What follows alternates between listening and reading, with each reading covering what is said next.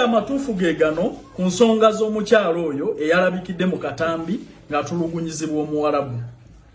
Waliwo abagenda batambuza amawulire nti omukyalo oyo yattiddwa nga bw'atulugunyizibwa mu vidiyo eyo nti yattuddwa ku ofiisi eyo. Ensonga eyo si ntuufu. Omukyalo oyo gy'ali mulamu era ensonga ze tubadde tuzifolowinga okuva lwe zaatandika.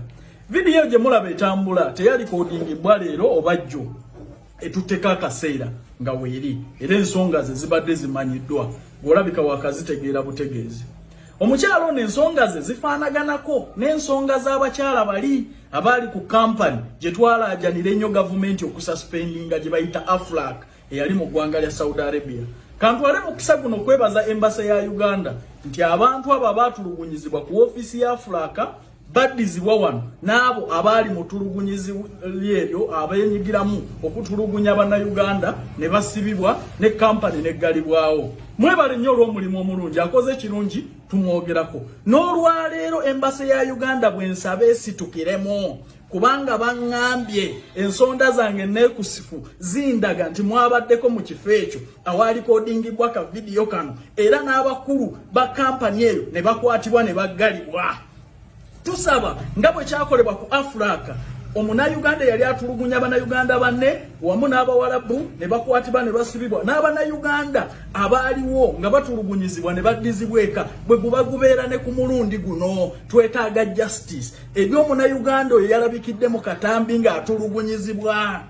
Tusaba embasa ya Uganda nga bwe nategeddeko nti mwatuuseeko mu kifo kino. Ensonda zange neekusifu zindaga nti mwabaddewo awaalikodingiddwa vidiyo eno. Tusaba muveeyo mugambe abantu kiki ekyaleetedde Omunayuganda ono okutulugunyizibwa era mutubuulire ebintu bino biggwa bitya. Nkitegeddeko nti abakulu mu ofiisi eno babakutte ne babasiba era ne kampani olwaleero eri ku muggalo. Naye tusaba embasa ya Uganda nga bwe yatuuse mu kintu kino ngera bwe yategedde awaalikodingiddwa Akatambi kano neetuukawo, tusaba mutunnyonnyole ensonga zino ziggwa zitya. Omunnayuganda tayinza kutulugunyizibwa kutuuka ku sseeyo mu nsi erimu amateeka. Olwaleero tetugenda kusirika era ndi wano okubagamba nti omukyalo ono gy'ali mulamu assa bulungi. Nategeddeko nti ensonga zino ziri mu kkooti n'abakulu baabakutte era n'embase yatuuseewo. Ensonda zange neekusifu zindaga yatuuseewo mu kifo n'abakulu ne babakwata. Kati akinyiga kyonna tugenda kukizza ku embase etubuulire ensonga zino zimalirizibwa zitya. Twagala lipooti.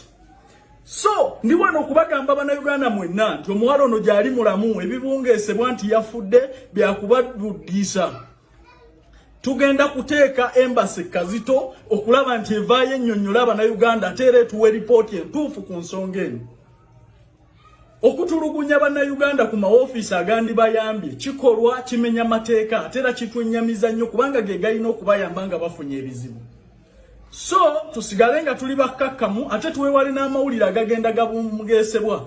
Ensonga ezo nzirimu nazimanya dda era nzize nzifolowinga. Nze akugamba ekituufu omuwala oyo gy'ali mulamu era nategeddeko nti abakulu baatuuse mu Akatambi ako ekaalikodingibwa ne wabaawo ne be bakwata. Kati nja kudda mbawe full information.